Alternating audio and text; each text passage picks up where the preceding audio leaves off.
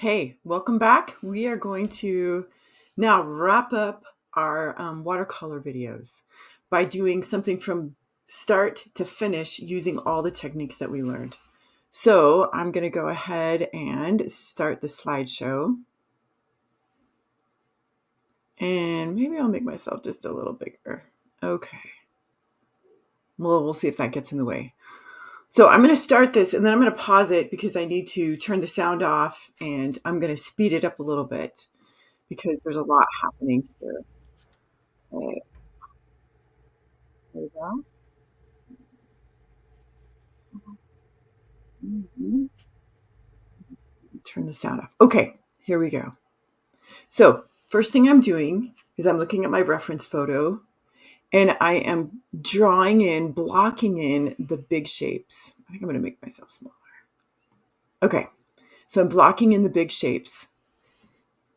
That'll help me know what techniques I want to use in what areas. So you see that I blocked in the big shapes, and now I'm just going to draw in kind of the skeleton of the tree. And another tree to the side. Well, a few trees, because that may inform how I put in these initial colors. And I just wanted to have those sketched in lightly so I could have them as a reference.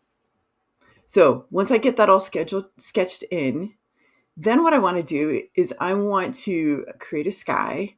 And I'm also going to do the color for that background mountain. And the thing is, I've made an artistic decision. I want the background mountain to have a fuzzy edge because that pushes it back more into the background and less toward the front. So here's I put the blue in.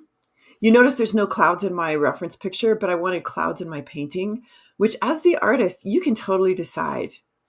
We are not copying a photo into a watercolor because if we want it photo-like, we just use the picture. But what we're doing rather is we're expressing the idea or the essence or our interpretation of what we saw or what we witnessed. By the way, I apologize for the hair you're going to see in the corner. I had the camera way up high and my bangs kind of get in the way. So sorry about that. What I'm doing now is I'm using our color mixing to make kind of a brownish gray. That color was not on my palette, so I had to mix it. Well, we know how to do that now with the primary colors to make a gray. But a gray, the hue that we want.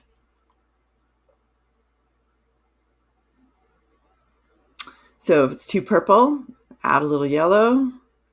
Too yellow, add a little, especially if you want to, add a little blue, especially if you want to cool it down.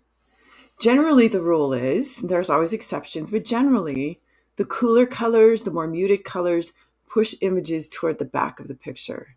The brighter colors, the less muted, push images toward the front to create the illusion of 3 dimensions on a 2-dimensional surface. So now I'm doing the water,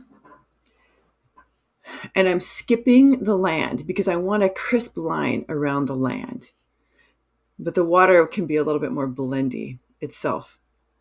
You're going to notice that I mix 2 different blues. There's the blue that I use for the sky, but I want to kind of differentiate the water from the sky. So I mixed kind of a more vibrant blue in there.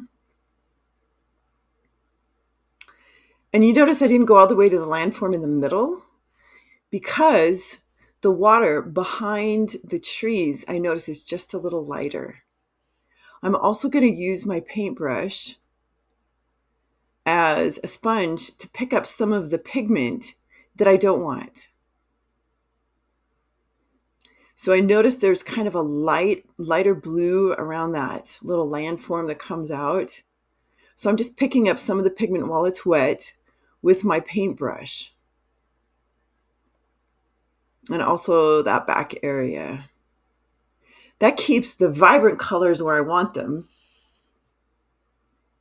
and tones down the other colors. Okay, now we're going to let it dry. When it's all dry, then we start throwing in the details. So let me get to the next video. It's not working.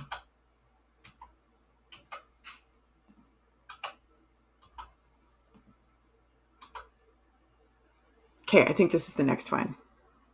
Sorry about all that button pushing. Okay, I'm going to pause it and I'm going to do the same things here. Turn off the sound because the sound interferes with my microphone. And then I'm just going to speed this up so we can get through it a little faster. Okay, here we go. So now what I'm doing, I'm just kind of mixing some colors that I want to use. And I'm starting again from the next simplest forms. We did this most simple with our background washes, and now we're going to go to the next simplest forms and just start throwing colors in there. I noticed when I painted this that the back landform was a little brighter, so I just sucked up some of that color. So it muted it just a little bit. And then I had that green, so I thought I would start throwing in some of the leaves of that green tree that you see on the right-hand side of our reference photo. By the way, a reference photo is a reference. It's not the dictator. So if you don't want to paint every single tree in it, don't do it. If you want to move a tree a little bit differently for the composition, do it. Okay, these background bushes, I'm just noodling. I'm not trying to get the exact type of the exact bushes there. What I'm doing is I'm just getting the idea of trees in the distance. And it was just a little dark, so I took some paper towels and blotted it up to, again, push it into the background. So the next thing I want to deal with is the little landform on the bottom. And there's no rule. You can just focus on whatever area you want. Now, I'm using wet on wet with this because I'm not waiting for my colors to dry.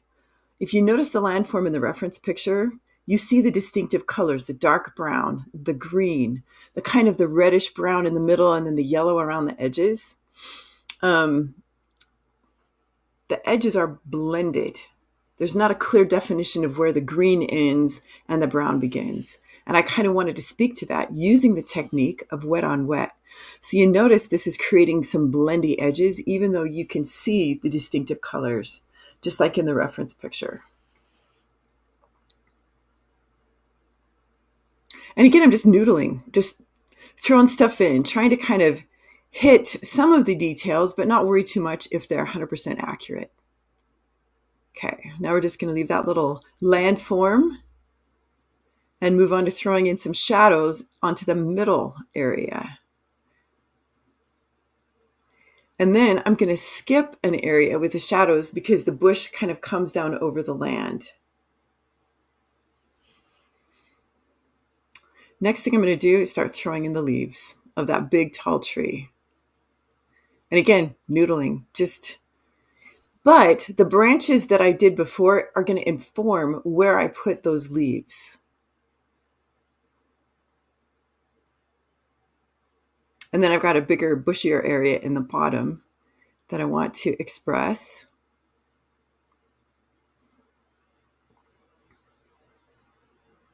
Some bushes on the side. Incidentally, in that tall tree right there that I just painted, if you notice on the reference photo, there's a little black dot in the tree. That's a bald eagle. This picture was taken, my husband and I took a walk near the Provo River Delta. It's kind of a newer area, very beautiful. Provo River flows into Utah Lake via this delta that they have restored, and they've got walking paths, and it's just gorgeous. And there was a bald eagle out there. So right now you see me throwing in some light yellow. The different values, value is how light or dark a color is. The more variety of values that you have, the more three-dimensional your paintings are going to look. So I decided I want to throw in some light yellow. More some of the orangish red in that bush area, darkening up that greener part of the tree because it kind of looked a little faded. Okay, this next tree, As you can see, this tree, you can look through the branches and a little bit of leaves that it has to the background. And I kind of like that. So I wanted to express that in my painting. Okay, looks like we're done. Oh, shoot, I was going to pause it. Anyway, we're going to move on, and I'm going to show you the final thing. And I want to apologize. When I was filming, my camera was above my head, and I touched the button. I thought I heard it go on. But unfortunately, I did not film putting in the details, which is the funnest part.